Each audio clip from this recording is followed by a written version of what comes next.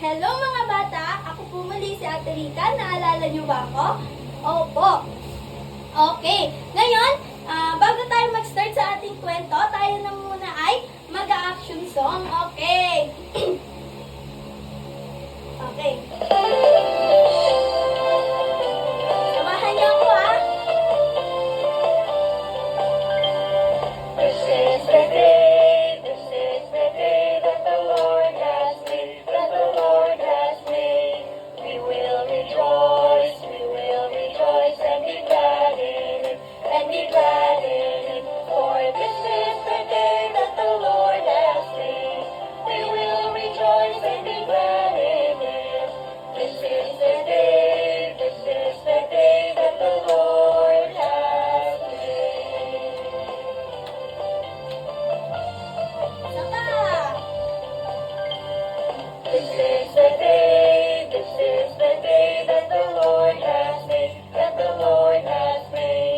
We will rejoice and be glad in it, For this is the day that the Lord has made. We will rejoice and be glad in it. This is the day that the Lord has made. Okay, napagod na kayo mga bata? Okay. Bago tayo ulit mag-start, meron po tayong mga kasama na maglilid po ng ating opening prayer. Siya po si Kuya Lawrence. Natatandaan niyo ba siya? Tama, siya yung nakasama natin last week. Okay, Kuya Lawrence? Tayo po ay mag-pray. Okay, Kuya Lawrence, paano daw mag-pray? Number 1, pagdikitin ang kamay. Okay, number 1, pagtikitin po ang ating mga kamay. Uyo po. Tuyo po. 3, pikit. 3, pikit. At walang makikipag-usap At walang makikipag-usap sa katabi. Let's pray, Panginoon.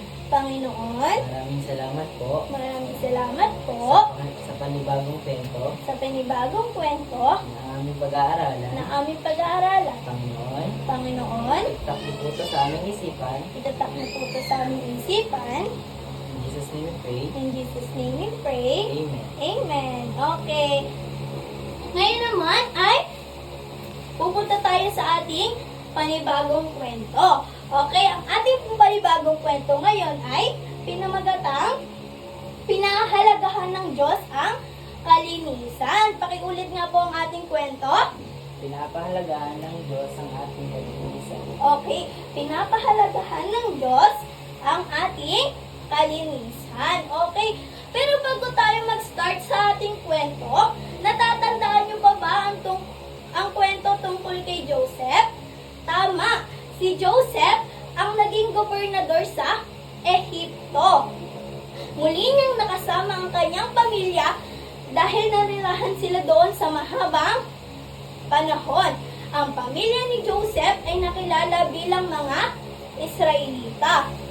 Ang ating pong kwento ngayon ay nangyari noong umalis na ang mga Israelita sa Ehipto.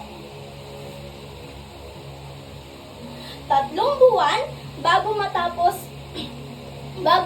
matapos makalipat ang mga Israelita. Dumating sila sa disyerto ng Sinai. Saan po sila dumating? Siyempre ng Sinai. Okay, sa disyerto ng Sinai. Gumawa sila doon ng kampo sa baba ng bundok ng Sinai. Saan pong bundok? Sinai. Okay, sa bundok ng Sinai. At umakyat ang kanilang leader na si Moises upang kausapin ng Diyos. Sino po ulit ang kanilang leader? Si Moises. Okay, si Moises. Umakyat si Moises sa taas ng bundok para kausapin ng Diyos. Ang sabi ng Diyos kay Moises, sabihin mo ito sa mga tao, kung kayo ay susunod sa akin at nagiging tapat kayo sa ating kasunduan, kayo ay aking magiging bayang hinirang at gagawin ko kayong kaharian at kayo ay magiging bansang banal. Ipinarating nga ni Moises ang sinabi ng Diyos sa mga tao. Kaya ang sabi ng tao sa kay Moises ay,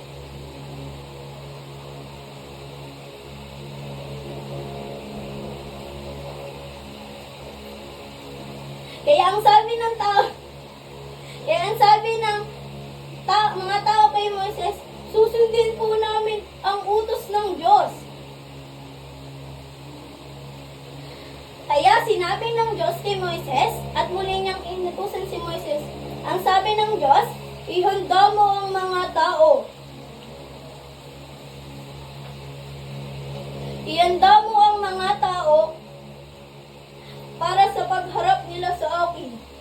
Sabihin mo sa kanila na malabahan nila ang kanilang damit at ihanda ang kanilang sarili sa pagharap sa akin. Kailangan sa 3 araw ay handa na sila dahil bababa ako ng bundok. Kakausapin kita mula sa makapal na ulap upang makita nila na nakausap kita. At kapag nakarinig kayo ng trumpeta, saka lamang maaaring umakyat ang mga tao sa bundok. At sa 3 araw, kumulog at kumidlat ng malakas at nababalot ng makapal na ulap ang bundok. Halos hindi na nila makita, di ba? Kasi nababalot ng makapal na ulap at kulog at kidlat yung bundok. Maya-maya ay nakarinig sila. Takot na takot sila kasi nakarinig sila ng isang mahaba at malakas na tunog ng trumpeta.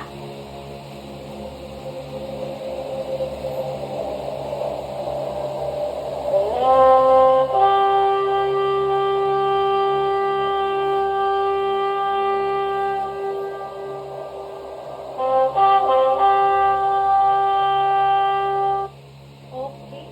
Narinig nila yung trumpeta, kaya takot na takot sila, hindi nila alam kung ano yung nangyayari. Kaya tinawag ng Diyos si Moises. Pinaakyat niya si Moises sa taas ng bundok. Pinakyat siya ng Diyos. Kasi si Moises lamang po yung kinausap ng Panginoon sa bundok ng Sinai. Siya yung umakyat doon para maghatid ng mensahe na gustong iparating ng Diyos sa mga tao. Kaya umakyat doon si Moises at binigyan ng alituntunin ng Diyos si Moises. Yun po yung ating 10 utos. Binigyan po siya ng alituntunin ng Diyos na dapat sundin ng mga tao. Kasi po, banal po ang Diyos. Kaya nais din po niya na maging banal po tayo. At maging malinis sa ating mga kasalanan. At dyan po nagtatapos ang ating maikling kwento tungkol kay Moises at sa mga Israelita. Okay. Gusto ng Diyos na maging malinis tayo, hindi lamang po sa ating mga pangangatawan at kapaligiran. Nais niya rin pong maging malinis tayo mula sa ating mga kasalanan. Dahil tulad ng mga Israelita sa ating Bible story, tayo po ay bayan ng Diyos. Kaya nais din po niya na maging malinis tayo. Siyempre, hindi lang po sa ating pangangatawan, hindi lang po sa ating kapaligiran, kundi malinis tayo sa ating mga kasalanan. Kasi tayo bilang tao, di ba tayo ay makasalanan? Okay, magbigay nga kayo ng kasalanang nagagawa ng tao. Okay, pagmumura, pagbabad finger, pagsasalita ng hindi maganda, pakikipag-away. Okay, lahat ng yan ay kasalanan. Okay, saan ba napupunta yung taong makasalanan? Okay, sa impyerno. Okay, ano bang meron doon? Uod na hindi namamatay, apoy na hindi namamatay. Okay, uod na hindi namamatay at apoy na hindi namamatay. Okay, gusto nyo bang mapunta doon? Ayaw po. Gusto nyo bang sa madilim? Gusto nyo ba dun sa may apoy na hindi namamatay? Yung uod, lalabasan kayo sa mga bibig, sa mata, sa tenga, sa ilong, sa mga parte ng katawan nyo. Tapos puro init yung nararamdaman nyo. Walang tubig doon, walang presence ni God doon, wala si God doon. Ang tanging init ng apoy lamang yung mararamdaman nyo at yung mga uod na lumalabas sa parte ng katawan nyo. Gusto nyo ba mapunta doon? Ayaw po. Ayaw din ng Panginoon na mapunta tayo doon dahil nga mahal niya tayo. Kaya ibinigay niya ang kanyang bugtong na sino? Hindi mo nakakilala ba kung sino yon? Okay, tama. Si Jesus. Ano po ating ginawa ni Jesus? Siya po ay ipinako sa krus para pagbayaran po yung ating mga kasalanan. Nakita niyo kung gaano tayo kamahal ng Panginoon. Di naman niya kasalanan yon, pero siya yung nagbayad ng ating mga kasalanan para maligtas tayo. At tayo bilang tao, tayo po ay makasalanan. At saan po tayo dapat mapupunta? Sa impyerno. Okay, ano po yung ginawa niya? Siya po ay ipinako sa krus para pagbayaran yung ating mga kasalanan. At siya po ay namatay, at pagkalipas po ng 3 araw, siya po ay muli nabuhay. At binigyan niya tayo ng regalo. Tuwing kailan nga ulit kayo nakakatanggap ng regalo? Okay, New Year, Christmas, birthday, or sa mga special occasion. Pero ang Panginoon, araw-araw niya itong ibinibigay. Ano po yon? Ito po yung buhay na walang hanggan sa langit. Okay? Dalawa lang naman ang pupuntahan ng tao kapag namatay. Ano yung dalawa na yon? Langit at impyerno. Okay, sa langit ka po magpupunta kung tatanggapin mo ang Panginoon bilang Diyos at sariling tagapagligtas. At sa impyerno naman kapag hindi ka po maliligtas ng ay, gumawa ako ng mabuti. Ay, sumunod ako kay ganito. Sumunod ako kay mama, kay papa. Hindi ko naman sinasabi na masama po yun. Pero, hindi po yun nakakapagligtas. Ang tanging paraan lang po para tayo ay maligtas kung di tanggapin si Jesus bilang Diyos at sariling tagapagligtas. Naiintindihan po ba? Opo. Okay, very good. Ngayon, sino gustong tanggapin ng Panginoon bilang Diyos at sariling tagapagligtas? Pakitaas nga po ang kanang kamay. Okay. Tayo po tayong lahat. Tayo po ay mananalangin. Okay. Pagdikitin po ang ating mga kamay. Pangalawa, yung muko. Okay, 3 pikit. Wala na po akong makikitang nakadilat, ha? Kasi ang Panginoon po yung kakausapin natin. Okay, let's pray, Panginoon. Maraming salamat po sa natapos na kwento.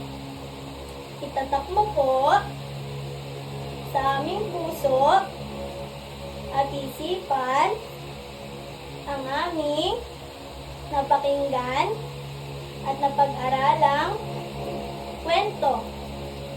Patawarin mo din po kami sa mga kasalanan na nagawa at magagawa pa po namin sa isip, sa gawa, at sa salita.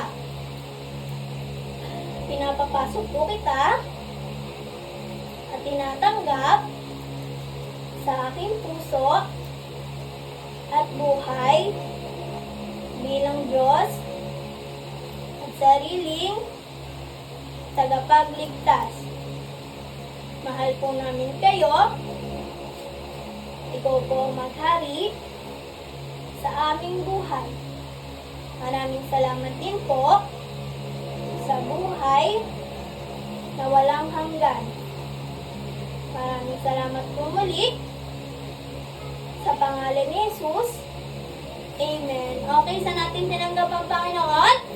Sa puso, hindi sa puso. Okay, tinanggap natin siya bilang ano? Diyos at sariling tagapagligtas. Okay, ngayon naman, since tapos na tayo sa ating kwento, tayo po ay magpunta sa ating memory verse. Siyempre, hindi mawawala ang memory verse kasi ang memory verse ay galing ito sa Bible. Ibig sabihin ng memory verse ay salita ng Diyos. Kaya hindi ito pwedeng mawala. Kaya ang ating pong memory verse ngayon ay nagmula sa book ng Hebrews. Saan po ulit siya nagmula? Book of Hebrews. Okay, ang ating pong memory verse ngayon ay Hebrews chapter 10 verse 22. Pakiulit nga po ang ating memory verse. Hebrews 10:22. Okay, Hebrews 10:22. Tayo'y magsilapit ng may tapat na puso sa lubos na pananampalataya sa ating mga puso na winiwisikan mula sa isang masamang budhi at mahugasan ang ating katawan ng dalisay na tubig. Okay, ang sinasabi po dito, tulad nga ng sabi ko kanina, nais po ng Diyos na tayo ay maging malinis, hindi lamang po sa ating mga pangangatawan, kundi sa ating mga kasalanan. Kaya sinasabi po dito, kapag tayo po'y lumapit sa Diyos, di ba pinaghanda sila, sinabihan si Moises na pagadain yung mga Israelita. At kapag tapos nito, kailangan handanin sila sa pagharap sa Diyos, malinis sila. Kaya nga, di ba, pinaglabas sila ng mga damit nila at nagready sila sa pagharap nila sa Panginoon. At sa ikatlong araw, di ba, kumulog at kumidlat. Bakit kumulog at kumidlat? Bumaba po doon yung Panginoon sa inyong apoy. Humarap sila, kaya gusto ng Diyos na tayo ay maging banal. Siyempre, tao tayo, nagkakamali, nagkakasala. Siyempre, magkakamali at magkakasala pa din tayo. Pero, gusto ng Diyos na tayo ay maging malinis sa ating mga kasalanan. At kapag lumapit tayo sa Kanya, dapat humingi tayo ng tawad kasi tayo ay makasalanan. Okay, pakibasa nga po ulit ang ating memory verse. Okay. Hebrews 10:22. Tayo ay magsilapit na may tapat na puso sa lubos na pananampalataya ng ating mga puso na winisikan mula sa ating masamang budhi at mahugasan ang ating katawan ng dalisay na tubig. Naintindihan po ba ang ating lesson ngayon? Okay, very good.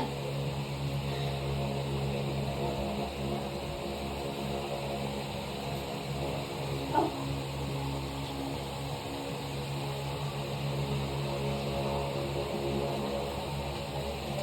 Okay, naintindihan ba ang ating lesson ngayon? Pasensya na nagilid ako eh. Okay, ngayon naman ay pupunta tayo sa ating pagtatapos sa ating kwento. Okay. Maraming salamat sa pakikinig nyo at iyak po marami kayong naintindihan at natutunan mula sa ating kwento. Sa susunod, ako ay magtatanong muli kagaya ng ating panimula. Kaya tandaan ninyo ang anyong mga narinig at nalaman tungkol sa ating kwento ngayon. Okay. Maraming salamat muli mga bata sa inyong pakikinig. Hanggang sa muli nating pagkikita.